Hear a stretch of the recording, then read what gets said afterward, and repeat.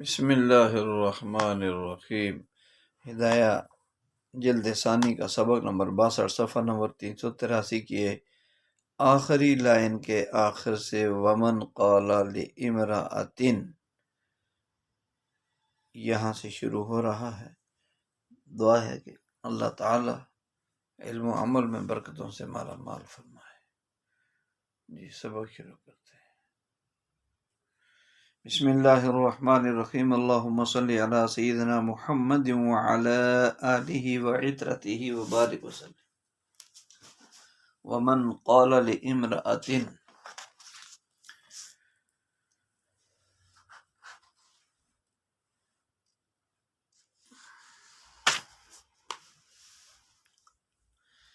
یوم اتزوجک فانت طالق فتزوجها لیلا طلقت لأن اليوم يذكر ويراد به بياض النهار فيحمل عليه إذا قرن بفعل يمتد كالصوم والأمر باليد لأنه يراد به المعيار وهذا أليق به ويذكر ويراد به مطلق الوقت. قال الله تعالى ومن يوليهم يومئذ دبره والمراد به مطلق الوقت فيحمل عليه إذا قرن بفعل لا يمتد والطلاق من هذا القبيل فينتظم الليل والنهار ولو قال عنيت به بياض النهار خاصة دين في القضاء لأنه نوى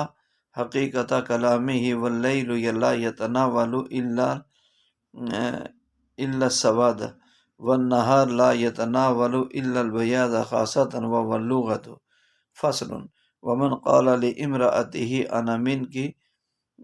طالق فليس بشيء وإن نوى طلاقا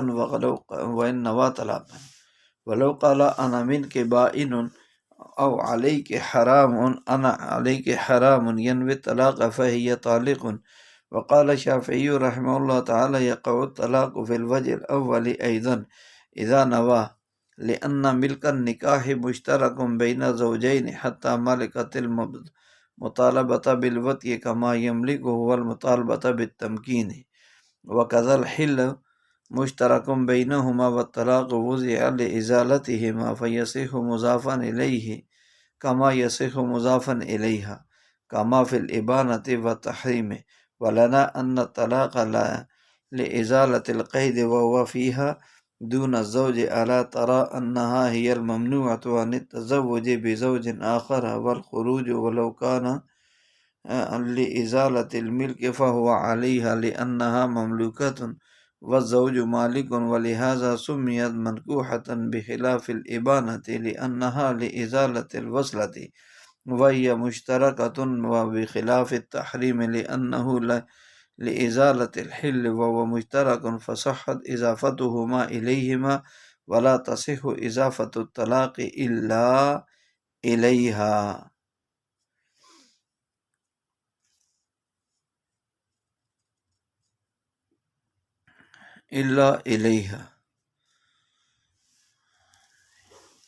یہاں سے عبارت مسئلہ یہاں سے شروع ہو رہا ہے۔ ومن قال لامرأۃ، جس آدمی نے کسی عورت سے کہا کہ یوم اتزوجک، کہ جس دن میں تجھ سے نکاح کروں تو تو طلاق والی ہے، پھر اس آدمی نے اسی عورت سے نکاح کر لیا رات کے وقت، تو وہ طلاق والی ہو جائے گی، مطلقہ ہو جائے گی۔ لأن سے دلیل دے رہے ہیں لأن اليوم یذکر، اس لیے کہ لأن اليوم یذکر ویراد به بیاض النہار، اس لیے کہ یوم کو ذکر کر کے اس سے دن کی سفیدی مراد لی جاتی ہے، بیاض نہار دن کی روشنی یا سفیدی کو مراد لیا جاتا ہے۔ فیحمل علیہ، تو لہٰذا کیا ہوگا کہ لہٰذا یوم کو بیاض نہار پر محمول کیا جائے گا۔ فیحمل اليوم، دن کو محمول کیا جائے گا دن کی سفیدی پر، یوم کو دن کی نہار دن کی سفیدی پر محمول یا روشنی پر محمول کیا جائے گا۔ اذا قرن بفعل، جب وہ فعل ممتاز سے متصل ہو، جب کہ وہ فعل سے کیا ہو، فعل ممتاد سے متصل ہو، کالصوم مثلا روزہ اور امر بالید، مثلا روزہ اور امر بالید، جیسے امروں کے بیاد کے یوم یقدم فلان، کہ تیرا معاملہ تیرے ہاتھ میں ہے جس دن فلاں آ جائے گا، یہ امر بالید ہے۔ صوم جیسے اس نے کہا علی ان اصوم یوم یقدم فلانا، تو مجھ پر لازم ہے کہ میں روزہ رکھوں گا جس دن فلاں آئے گا، تو یہ مثلا روزہ بالید، کیونکہ اس سے لأنہ یراد بہ المعیار، تو کیونکہ اس سے معیار مراد ہے، وہذا الیق بہ، اور بیاض نہار اس کے زیادہ مناسب ہے، اور بیاض نہار یعنی دن کی روشنی اس کے زیادہ لائق ہے، زیادہ مناسب ہے۔ وَيُذْكَرْ وَيُرَادْ بِهِ مطلق الوقت، اور کبھی لفظ یوم کو ذکر کر کے اس سے مطلق یذکر لفظ الیوم، اور لفظ یوم کو ذکر کیا جاتا ہے کبھی، اور اس سے مطلق وقت مراد لیا جاتا ہے۔ اللہ تعالیٰ کا ارشاد ہے وَمَنْ يُوَلِّهِمْ يَوْمَئِذٍ دُبُرَهُ، کہ جو آدمی اس دن پہ پیٹھ پھیر کر، پشت پھیر کر بھاگے گا، والمراد بہ مطلق الوقت، اور اس سے یوم اذن، اس سے جو ہے مطلق وقت مراد ہے، فیحمل علیہ، تو لہذا یوم کو مطلق وقت پر محمول کیا جائے گا، یحمل الیوم علی مطلق الوقت، تو یوم کو مطلق وقت پر محمول کیا جائے۔ اذا قرن بفعل، جب وہ فعل غیر لا یمتد، جب وہ ایسے فعل کے ساتھ ملا ہوا ہو یوم کہ جو غیر ممتد ہو، یمتد یعنی لمبا ہوتا، بڑھتا، تو بڑھنے والا دن نہ ہو۔ والطلاق من هذا القبیل، اور طلاق اسی قبیل سے ہے، فینتظم اللیل والنہار، تو لہذا کیا ہے کہ طلاق اسی قبیل سے ہے، اس لیے لیل و نہار دونوں کو شامل ہوگا، لفظ یوم لیل و نہار دونوں کو شامل ہوگا۔ ولو قال عنیت بہ، اس سے پہلے ہم یہ سمجھ لیں ولو قال سے، کہ ایک آدمی نے کسی عام عورت سے یوں کہا کہ جس دن میں تجھے نکاح کروں گا اس دن تجھے طلاق ہے، پھر اس نے رات میں اس عورت سے نکاح کر لیا، تو بھی اس عورت پر طلاق واقع ہو جائے گی، طلاق واقع ہو جائے گی۔ کیوں واقع ہو جائے گی؟ اس مسئلے کی دلیل اور طریقہ استدلال جاننے کے لیے یوم، لیل اور نہار کے متعلق جو ہے وہ وضاحت ہے کہ صاحب عنایہ رحمۃ اللہ علیہ فرماتے ہیں کہ لغوی اعتبار سے نہار خالص روشنی کے لیے آتا ہے، دن کی روشنی، اور اس کا اطلاق طلوع آفتاب سے لے کر غروب شمس تک ہوتا ہے، یعنی دن کا وہ حصہ جو صبح سورج طلوع ہونے سے لے کر غروب ہونے تک ہے، اس کے لیے نہار بولا جاتا ہے۔ اور لیل یہ خالص اندھیرے کے لیے ہے، سواد کے لیے ہے، اور لیل کا لفظ جو بولا جاتا ہے اس کا اطلاق ہوتا ہے غروب آفتاب سے لے کر طلوع آفتاب تک کا درمیان کا جو زمانہ، اس کے لیے لیل کا اطلاق وہ بولا جاتا ہے۔ اور یوم کے بارے میں بعض علماء کی رائے یہ ہے کہ لفظ یوم صرف بیاض نہار کے لیے ہے، دن کی روشنی کے لیے، اور بعض حضرات کی رائے یہ ہے کہ یوم بیاض نہار اور مطلق وقت کے مابین مشترک ہے، اور اس اشتراک کی وجہ سے تعین اور تمیز کے لیے ایک ضابطہ ہے۔ ضابطہ کیا ہے؟ کہ اگر لفظ یوم ایسے فعل اور ایسے کام کے ساتھ متصل ہو، ملا ہوا ہو، اور اس کی طرف مضاف ہو جس فعل کے کرنے اور انجام دینے میں کچھ وقت لگتا ہو، جیسے روزہ ہے، اس کے پورا کرنے میں وقت لگتا ہے، عورت کا اختیار طلاق ہے امروں کے بیادی کی، تو اس صورت میں یہ جو ہے کیا ہو جائے گا، لفظ یوم سے بیاض نہار مراد ہوگا، دن کی سفیدی روشنی مراد ہوگی، اور یہی راجع اور متعین قابل ترجیح ہوگا۔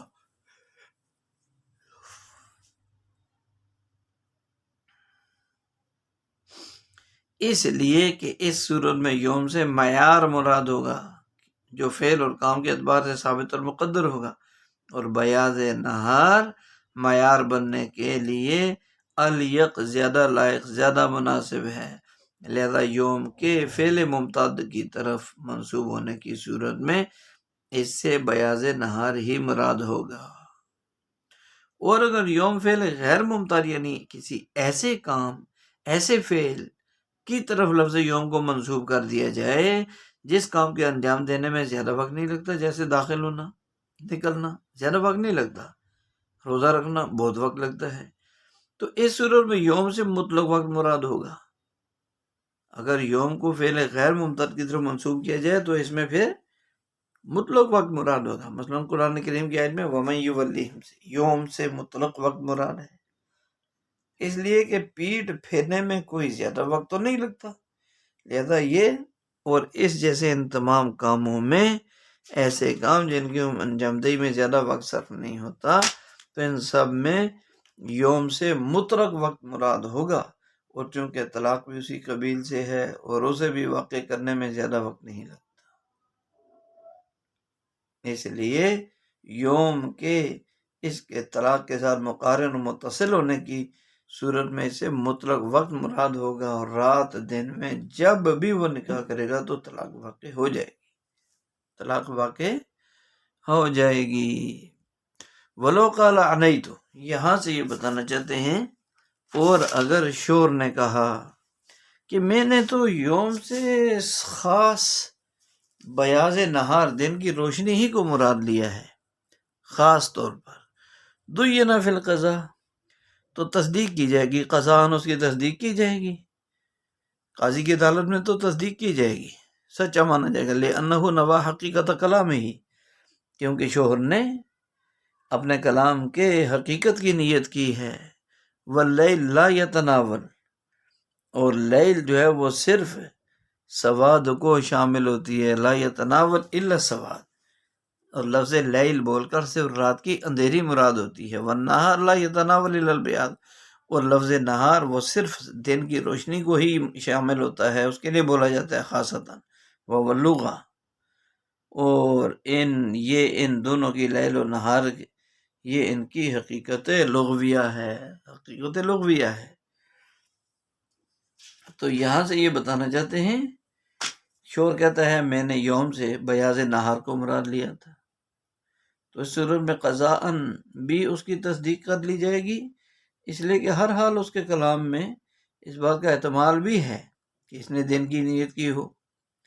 اور اپنے کلام کی حقیقت کو مراد لینے کا ہر کسی کو حق حاصل ہوتا ہے، لہذا شور کو بھی حق حاصل ہے، اور دوسروں کے اس میں دخل اندازی کرنے کا حق نہیں ہے۔ اور اگر قاضی کے دربار میں یہ معاملہ جائے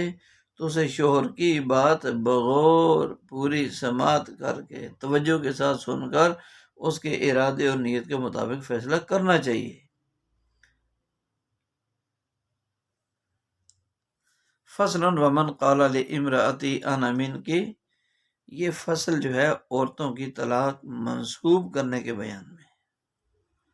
کہ جس آدمی نے اپنی بیوی سے کہا میں تو اسے طلاق والا ہوں،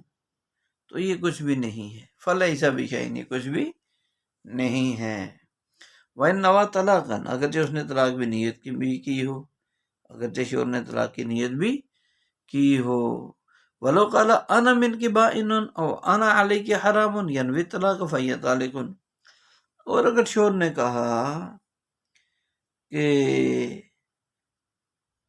طلاق کی نیت کرتے ہوئے کہا میں تو اسے بائن ہوں یا میں تجھ پر حرام ہوں، تو اس صورت میں بیوی مطلقہ ہو جائے گی، جبکہ امام شافعی رحمۃ اللہ علیہ فرماتے ہیں یقع طلاق فی الوجہ الاول، پہلی صورت میں تو ایک طلاق واقع ہو جائے گی، انا من کی طالقن جو ہے یہ اس صورت میں طلاق واقع ہو جائے گی، پہلی صورت میں طلاق واقع، امام شافعی رحمۃ اللہ، شوہر نے طلاق کی نیت کی تو پہلی صورت میں بھی طلاق واقع ہو جائے گی۔ اذا نوا لأن الملک سے دلیل دے رہے امام شافعی رحمۃ اللہ علیہ، اس لیے کہ ملک نکاح وہ تو زوجین یعنی میاں بیوی کے درمیان مشترک ہے، ملک نکاح زوجین کے درمیان کیا ہے؟ مشترک ہے، ملکیت نکاح دونوں کے درمیان مشترک ہے، یہاں تک کہ عورت وطی کا مطالبہ کرنے کی مالکہ ہے، حتی ملکت المطالبہ بالوطی، یہاں تک کہ بیوی عورت جو ہے وہ وطی کا مطالبہ کرنے کی مالکہ ہے، وہ شوہر کو یہ مطالبہ کر سکتی ہے کہ مجھے وطی کی حاجت ہے، وطی کی جائے۔ کما یملک هو المطالبہ بالتمکین، جیسے کہ شوہر مالک ہوتا ہے وطی پر قدرت دینے کے مطالبے کا، وطی پر قدرت دینے کے مطالبے کا وہ مالک ہے کہ وہ بیوی کو کہہ سکتا ہے بھائی مجھے وطی پر قدرت دو، یعنی مجھے وطی کا موقع دو، میں وطی کرنا چاہتا ہوں۔ تو جیسے شوہر وطی پر بیوی سے قدرت حاصل کرنے کا مالک ہے، ایسے ہی بیوی وطی کا مطالبہ کرنے کی ملکیت رکھتی ہے، وہ بھی اپنے شوہر سے مطالبہ کر سکتی ہے، شوہر کو حاجت نہ ہو جبکہ بیوی کو حاجت ہو، بیوی وقت مطالبہ کر سکتی ہے کہ مجھے اس کی ضرورت ہے۔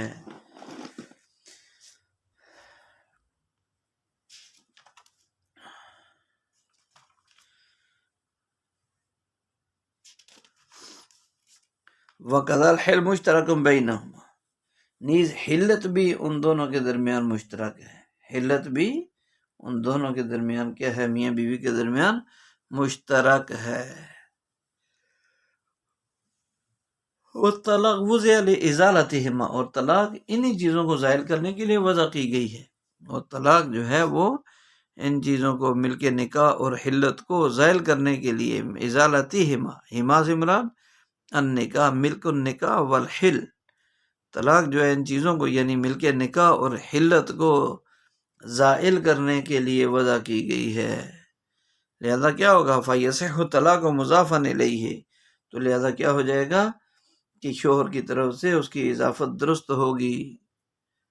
طلاق کی اضافت جو کیا ہوگی، درست ہوگی، کما یصح مضافا الیہا، جیسا کہ عورت کی طرف اس کی اضافت درست ہے، شوہر کی طرف، شوہر اپنی طرف اضافت کر رہا ہے نا انامین کی، تو اس کی اضافت بھی درست ہوگی جیسے کہ وہ جو ہے عورت کی طرف اس کی طلاق کی اضافت کرنا درست، ایسے شوہر اپنی طرف بھی طلاق کی اضافت کرے تو درست۔ انتی منی طالقن، یہ اپنی طرف نسبت کر دی انتی، تو یہ درست ہے۔ کما فی الابانۃ والتحریم، جس طرح ابانت یعنی طلاق بائن ہونے اور تحریم میں درست ہے۔ ولنا سے ہماری دلیل ان طلاق لازالۃ القید،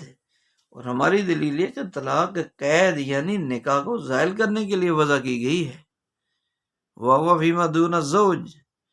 اور طلاق جو ہے وہ قید نکاح کو، قید یعنی نکاح کو زائل کرنے کے لیے وضع کی گئی، قید عورت میں ہوتی ہے، اور قید جو ہے وہ فیہا، اور وہ قید تو عورت میں ہوتی ہے، مرد میں نہیں ہوتی، دون الزوج، نہ کہ زوج میں۔ الا تری انہا ہی الممنوع عن التزوج بزوج آخر، کیا تم دیکھتے نہیں ہو کہ عورت ہی کو تو دوسرے شوہر سے نکاح کرنے اور گھر سے باہر نکلنے سے منع کیا گیا ہے، عورت کو دوسرے شوہر سے۔ الا تری، کیا تم دیکھتے نہیں ہو کہ عورت منع کی گئی ہے ان تزوج بزوج آخر، دوسرے شوہر کے ساتھ شادی کرنے سے، والخروج من البیت بلا اذن الزوج، اور شوہر کے گھر سے بغیر اس کی اجازت کے نکلنے سے منع کی گئی ہے۔ ولو کان لازالۃ الملک، اور اگر طلاق ملک کو زائل کرنے کے لیے ہوتی، فهو علیہا، تو پھر کیا ہوتا، فالطلاق یقع علیہا، تو پھر تو طلاق عورت پر واقع ہو جاتی، نہ کہ اس کی طرف سے واقع ہوتی۔ احانت کے اور طلاق ازالہ ملکیت جو تھی تو پوری کی پوری عورت پر ہے، کیونکہ عورت ہی مملوکہ ہوتی ہے، شوہر تو مالک ہوتا ہے، یہی وجہ کہ عورت کو منکوحہ کہا جاتا ہے۔ طلاق ازالہ ملک کے لیے، اور ملک پوری کی پوری عورت کا مالک ہوتا ہے شوہر، پوری ملک پوری کی پوری عورت پر ملک ہوتی ہے شوہر کی، کیونکہ عورت ہی مملوکہ ہوتی ہے، شوہر تو مالک ہوتا ہے، یہی وجہ کہ عورت کو منکوحہ کہا جاتا ہے۔ لأنہا مملوکہ وزوج مالک، ولہذا سمیت منکوحۃ، اسی وجہ سے عورت کا نام منکوحہ رکھا گیا، اس کا منکوحہ، بخلاف الابانہ، برخلاف ابانت کے، اس لیے کہ ابانت ازالہ تعلیق کے لیے ہے، لأن الابانۃ لازالۃ الوصلۃ وہی مشترکۃ، اس لیے کہ ابانت جو ہے وہ ازالہ تعلق کے لیے ہے، اور تعلق زوجین کے مابین مشترک ہے، وصل تعلق ملانا۔ وبخلاف تحریم، اور برخلاف تحریم کے، اس لیے کہ تحریم حلت کو زائل کرنے کے لیے ہے، لأن تحریم لازالۃ الحل، حلت کو زائل کرنے کے لیے ہے، والحل ہوا سے مراد حل، والحل مشترک، اور حلت بھی دونوں میں میاں بیوی میں مشترک ہے، فصحت اضافتہما الیہما، لہذا ابانت اور حلت دونوں کو زوجین کی طرف منسوب کرنا صحیح ہے، ولا تصح اضافت الطلاق الا الیہا، اور طلاق کی اضافت صرف عورت کی طرف درست ہے، صرف عورت ہی کی طرف کیا ہے؟ درست ہے۔ تو یہاں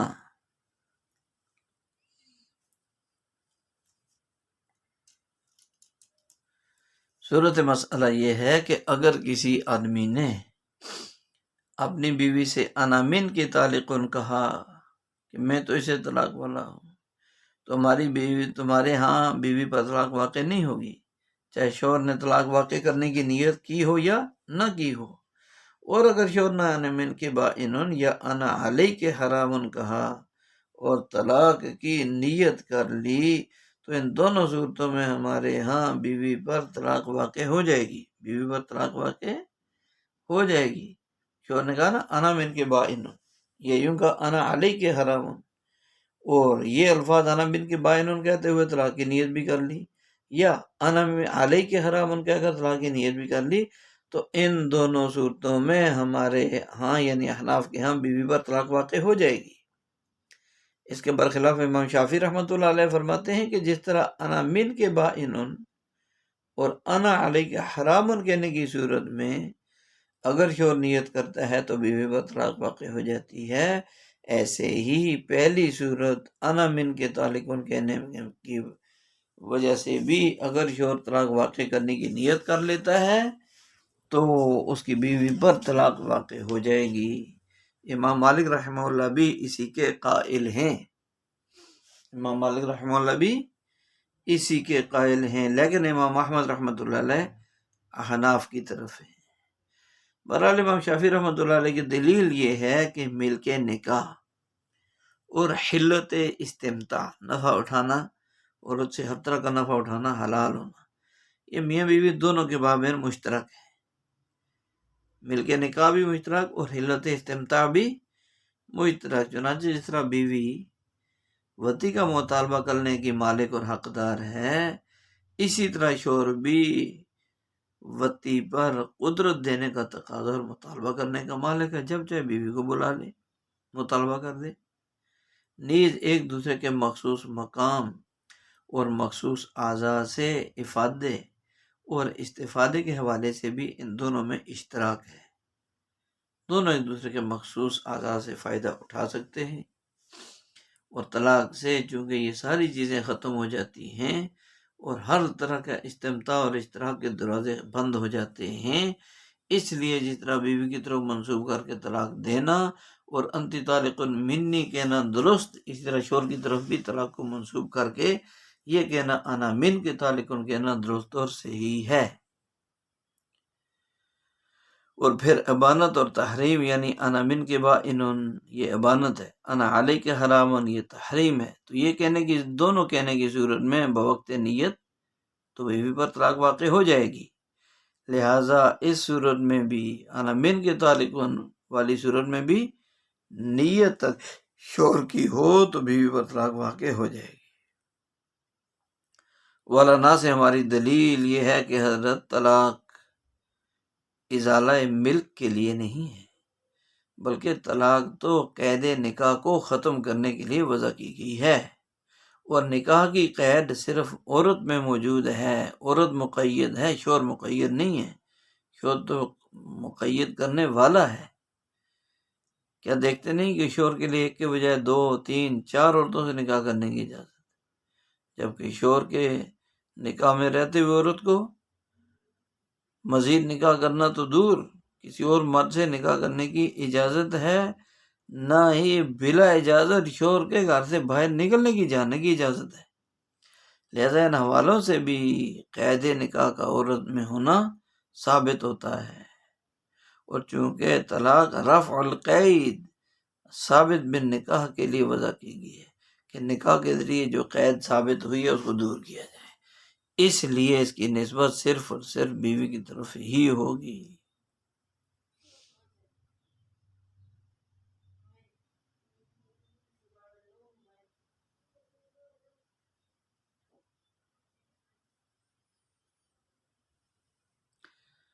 تو بخلاف الابانہ سے امام شافعی نے انا من کے بائنون انا علیہ کے خلاف ان کی شوہر کی طرف نسبت کو درست ماننے پر انا من کے طالقن والے جملے کی درستگی کو قیاس فرمایا۔ یہاں سے اسی قیاس کی تردید کرتے ہوئے مصنف علیہ رحمت کہتے ہیں امام شافعی کا مذکورہ قیاس درست نہیں ہے، کیونکہ ابانت